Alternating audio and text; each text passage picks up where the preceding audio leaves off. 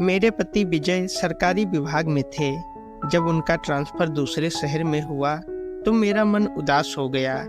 खैर, मेरे लिए यह कोई नया तजुर्बा नहीं था। तबादले का दंश तो मैं अपने पिता के साथ बचपन से ही झेलती आ रही थी। हाँ, इसे दंश कहना ही उचित होगा, क्योंकि इसकी तकलीफ तो वही जानता है जो इसे भुगतता है। मुझको यह बिल्कुल पसंद नहीं था, क्योंकि स्थानांतरण से होने वाले दुष्परिणामों से मैं भली भांति परिचित थी। बाकी सब बातों की परवाह न करके जिस बात से मैं सबसे ज्यादा विचलित रहती थी वह यही थी कि पुराने साथी एकाएक छूट जाते हैं। सभी दोस्त, साथी, गली मोहल्लों के रिश्ते पलक झपकते ही पराये हो जाते हैं और हम खाना बदोशों की तरह अपना तंबू दूसरे शहर में तानने को मजबूर हो जाते हैं। अजनबी शहर, उसके तौर तरीके अपनाने में काफी दिक्कत आती है। नए शहर में कोई परिचित चेहरा नजर नहीं आता। वह दुख सुख की बात करे तो किससे, घर जाए तो किसके और अपने घर बुलाए तो भी किसे। नया शहर, नया घर मुझे काटने को दौड़ता था। विजय को इससे विशेष फर्क नहीं पड़ता था, क्योंकि उनको तो आते ही ड्यूटी ज्वाइन करनी होती थी और वे व्यस्त हो जाते थे। यही हाल बेटे राहुल का था। वह भी अपने नए स्कूल व नई कॉपी किताबों में खो जाता था। रह जाती थी तो मैं घर में बिल्कुल अकेली, अपने अकेलेपन से जूझती। दिनचर्या से निवृत्त होने के बाद रोज की तरह मैं अपना स्मार्टफोन लेकर बैठ गई। उसमें एक फ्रेंड रिक्वेस्ट थी। नाम पढ़ते ही मैं चौंक गई, विनोद। मैंने बड़ी उत्सुकता से उसकी प्रोफाइल खोली तो खुशी व आश्चर्य से झूम उठी। अरे, यह तो वही विनोद है जो मेरे साथ पढ़ता था। मेरे मुंह से निकला। पापा का अचानक से ट्रांसफर हो जाने के कारण मैं किसी को अपना पता नहीं दे पाई थी और नतीजा यह था कि फेयरवेल पार्टी के बाद आज तक किसी पुराने सहपाठी से नहीं मिल पाई थी। मेरे अंतर्मन का एक कोना अभी भी खाली था, जिसमें मैं सिर्फ और सिर्फ अपनी पुरानी यादों को समेट कर रखना चाहती थी। और आज विनोद की ओर से भेजी गई फ्रेंड रिक्वेस्ट दिल के उसी कोने में उतर गई थी। मैंने फ्रेंड रिक्वेस्ट स्वीकार कर ली। फिर तो बातों का सिलसिला चल निकला और जब भी मौका मिलता हम दोनों पुराने दिनों की बातों में डूब जाया करते थे। बातों ही बातों में मुझे पता चला कि विनोद भी इसी शहर में रहता है और यहीं आसपास रहता है। मैंने विजय को भी यह बात बताई तो विजय ने कहा, यह तो बहुत अच्छी बात है। तुम सदा शिकायत करती थी कि आपके तो इतने पुराने दोस्त हैं, मेरा कोई नहीं। अब तो खुश हो ना, किसी दिन घर बुलाओ उन्हें। एक दिन मैंने विनोद को घर आने का न्योता दिया। इसके बाद बातों के साथ साथ मिलने जुलने का सिलसिला भी शुरू हो गया। विनोद को जब भी फुर्सत मिलती वह मुझसे बात कर लेता और घर भी आ जाता था। विनोद अक्सर अकेला ही आता था। तो एक दिन विजय बोले, भाई क्या बात है, आप एक बार भी भाभी जी व बच्चों को नहीं लाए, उनको भी लाया कीजिए। यह सुनकर विनोद बोला, अवश्य लाता, यदि वे होते तो। क्या मतलब, तुमने अभी तक शादी नहीं की? विजय ने चुटकी काटी, जबकि मैं विजय को बता चुकी थी कि वह शादीशुदा है और एक बेटे का बाप भी है। विजय की बात सुनकर विनोद झेप पर बोला, मेरा कहने का मतलब था यदि वे यहाँ होते। रश्मि व गोलू अभी यहाँ शिफ्ट नहीं हुए हैं। स्कूल में एडमिशन की दिक्कत की वजह से ऐसा करना पड़ा। ठीक कह रहे हो तुम, बड़े शहरों में किसी अच्छे स्कूल में एडमिशन करवाना भी कम टेढ़ी खीर नहीं है। हमने भी बहुत पापड़ बेले हैं बच्चों के एडमिशन के लिए। अब विजय और विनोद में भी दोस्ती हो गई थी और स्थिति यह थी कि कई बार विनोद बिना न्योता के भी खाने के समय आ जाता था। विनोद के घर में आने से मैं बहुत खुश रहती थी और बहुत ही मान मनुहार से उसकी खातिरदारी भी करती थी। एक बार खाने के समय जब विनोद के बार बार मना करने पर भी मैंने एक चपाती परोस दी तो विजय से रहा नहीं गया और वे बोले, खा लो भैया, इतनी खुशामद तो ये मेरी भी नहीं करती। बात साधारण थी पर मुझको यह चेतावनी सी प्रतीत हुई। पति पत्नी के नाजुक रिश्तों में कभी कभी ऐसी छोटी बातें भी नासूर बन जाती हैं। इसका एहसास था मुझे।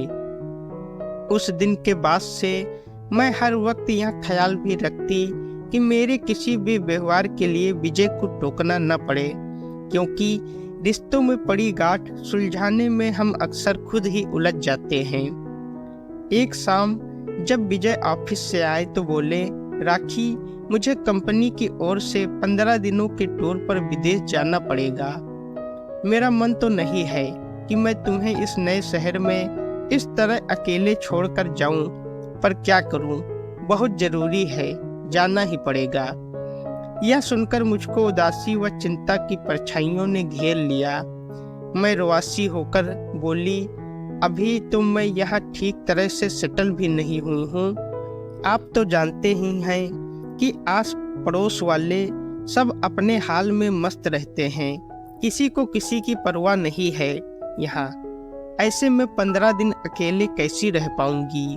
विजय बोले, मुझे तुम पर पूरा भरोसा है।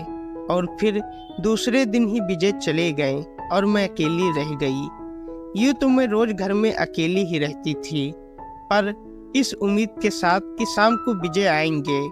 आज वह उम्मीद नहीं थी, इसलिए घर में उस सूनेपन का एहसास अधिक हो रहा था। खैर, वक्त तो काटना ही था। बच्चे के साथ व्यस्त रहकर कुछ घरेलू कामकाज निपटाकर मैं अपना जी लगाए रखती। एक शाम बेटे राहुल को बुखार आ गया। बुखार मामूली था, इसलिए मैंने घर पर रखी बुखार की दवा दे दी। फिर समझा बुझाकर कुछ खिलाकर सुला दिया। आधी रात को राहुल के कसमसाने से मेरी नींद खुली तो मैंने देखा राहुल का बदन बुखार से तप रहा था। मेरे होश हवास उड़ गए। इतना तेज बुखार! मैं रोने लगी, पर फिर हौसला करके मैंने विजय को फोन मिलाया। संयोग से विजय ने फोन तुरंत रिसीव किया। मैंने रोते रोते विजय को सारी बात बताई। विजय ने कहा, घबराओ मत, राहुल को तुरंत डॉक्टर के पास लेकर जाओ। मैंने कहा, आप जानते हैं ना, यहाँ रात के 12 बज रहे हैं, गाड़ी खराब है, एकमात्र पड़ोसी बाहर गए हैं, मैं और किसी को जानती भी नहीं इस शहर में। विनोद, हाँ विनोद है ना, उसे कॉल करो, वह तुम्हारी जरूर मदद करेगा। पर विनोद, इतनी रात मैं अकेली, क्या विनोद को बुलाना ठीक रहेगा? इसमें ठीक गलत क्या है? राहुल बीमार है, उसे डॉक्टर को दिखाना जरूरी है। बस इस समय यही सोचना जरूरी है। पर फिर भी तुम किस असमंजस में पड़ गई। अरे विनोद अच्छा इंसान है, 2-4 मुलाकातों में ही मैं उसे जान गया हूँ। तुम उसे कॉल करो, मुझे किसी की परवाह नहीं। तुम इसे मेरी सलाह मानो या आदेश। ठीक है, मैं कॉल करती हूँ। मैंने कह तो दिया, पर सोच में पड़ गई। रात को 12 बजे विनोद को कॉल करके बुलाना मुझे बड़ा अटपटा लग रहा था। मैं सोचती रही और कुछ देर यूं ही बुत बनकर बैठी रही, पर कॉल करना जरूरी था, मैं यह भी जानती थी। सो मैंने फोन हाथ में लिया और नंबर डायल किया। घंटी गई और किसी ने उसे काट दिया। आवाज आई, यह नंबर अभी व्यस्त है। मैंने फिर डायल किया, फिर वही आवाज आई। अब क्या करूं, वह तो फोन ही रिसीव नहीं कर रहा। चलो एक बार और कोशिश करती हूँ। यह सोचकर मैं रिडायल कर ही रही थी कि कॉल बेल बजी। इतनी रात कौन हो सकता है, मैं यह सोचकर घबरा गई। तभी मेरे फोन की घंटी बजी। मैंने डरते डरते फोन रिसीव किया। हेलो राखी, मैं विनोद, दरवाजा खोलो, मैं बाहर खड़ा हूँ। मुझको बड़ा आश्चर्य हुआ, विनोद ने तो मेरा फोन रिसीव ही नहीं किया, फिर यहाँ कैसे आया? पर मैंने दरवाजा खोल दिया। कहाँ है राहुल? विनोद ने अंदर आते ही पूछा। मैंने राहुल के कमरे की ओर इशारा कर दिया। विनोद ने राहुल को गोद में उठाया और बोला, घर को लॉक करो, हम राहुल को डॉक्टर के पास ले चलते हैं। ज्यादा देर करना ठीक नहीं है। गाड़ी चलाते चलाते विनोद ने कहा, यह तो अच्छा हुआ कि आज मैंने विजय का कॉल रिसीव कर लिया, वरना रात को तो मैं घोड़े बेचकर सोता हूँ और कई बार तो फोन भी स्विच ऑफ कर देता हूँ। अब रहस्य से पर्दा उठ चुका था, यानी कि मेरे कॉल से पहले ही विजय का कॉल पहुँच चुका था विनोद के पास। राहुल को डॉक्टर को दिखाकर आवश्यक दवाइयाँ लेकर मैंने विनोद को धन्यवाद कहकर विदा कर दिया और फिर विजय को फोन लगाया। इससे पहले कि विजय कुछ बोलता, मैं बोली, धन्यवाद हमारा इतना ध्यान रखने के लिए और मुझ पर इतना विश्वास करने के लिए। इतना विश्वास तो शायद मुझे भी खुद पर नहीं है, तभी तो मुझे विनोद का फ़ोन करने के लिए इतना सोचना पड़ा। विजय बोले, मुझे धन्यवाद कैसा, यह तो आदान प्रदान है। तुम भी तो मुझे परदेश में इसी विश्वास के साथ आने देती हो कि मैं लौटकर तुम्हारे पास अवश्य आऊँगा। तो क्या मैं इतना भी नहीं कर सकता? यह विश्वास नहीं, प्यार है।